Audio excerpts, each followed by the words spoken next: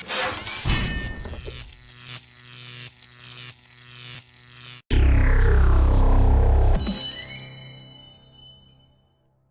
with 2016 coming to an end, I decided to review what might be my favorite cartoon that came out of this year, Milo Murphy's Law.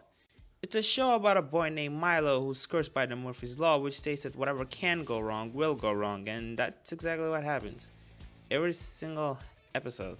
Now, a show where bad things constantly happen to our main character doesn't always appeal to me, unless the characters are jerks like Ned and Eddie, but you forgive this show. First, because they chose the right main character. The thing that works about Milo is that he's very confident and optimistic. He's just so used to bad things happening to him that he instead just chooses to see the light of things. Of course, without ignoring the fact that bad things can go wrong, which is also something I like about him. I mean, if he just ignored his course every episode, I would constantly ask what the heck is wrong with this kid. But because he's aware of it and he's always prepared for danger while also being in a good mood makes me respect him. The second thing that works is that some of the disasters are pretty funny, and not just the disasters themselves but also the setups for those disasters. I like Milo's two friends, especially Melissa. She knows that hanging out with Milo is a guarantee for disaster, but she doesn't care. She'd rather be his friend than avoid disaster. The other characters are also likable, well, except Bradley. My favorite side character is probably Scott. Shall return to Subterraneous. And you will be my leader.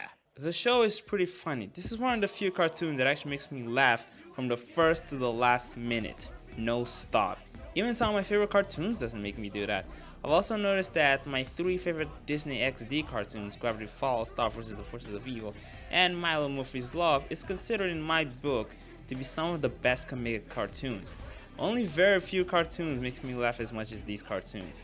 Possible complaints I have are that the design looks kind of generic and the art style is too similar to Phineas and Ferb's. I'm also a little concerned about where the show will head in the future. The whole disasters in every episode is charming now, but I'm afraid I'll get sick of it.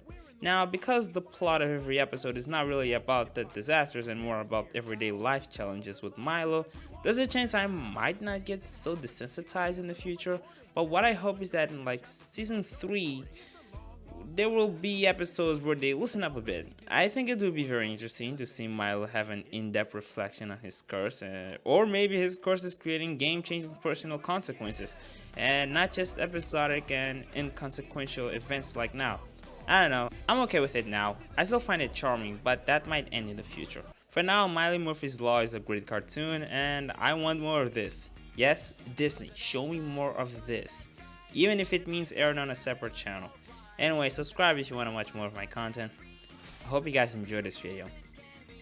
Bye for now. Hello everyone, if you've been watching my channel for a while, and if you do, I'm surprised and thankful. You've probably noticed a few changes. The first one is that I'm a member of Reddit, hence explains the intro and the cover of my channel. I joined earlier this month and I hope things will go well with this next thread I joined. The second thing you notice is that I have an avatar. Yeah, I drew it.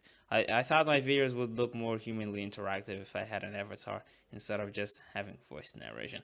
And now a third change is coming. Over the past few months, I've been dissatisfied with the name of my channel.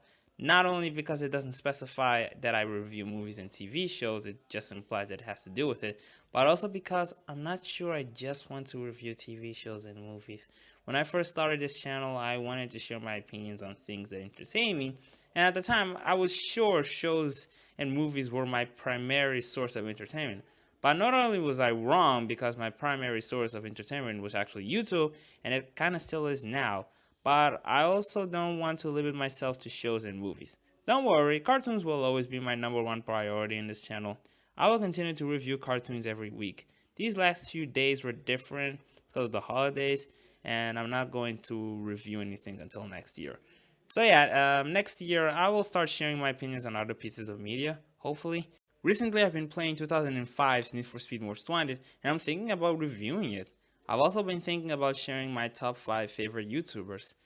The point I'm trying to make is that by next year, or even the next few days before next year, I don't know, I'm changing the name of my channel. Well, if I can.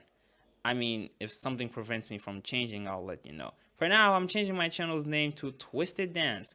Why Twisted? Because I'm edgy and damaged inside. You don't want to mess with me? Actually, it's only because I'm wearing General Scar's hat. Kick the knife in the back and twist, twist, twist!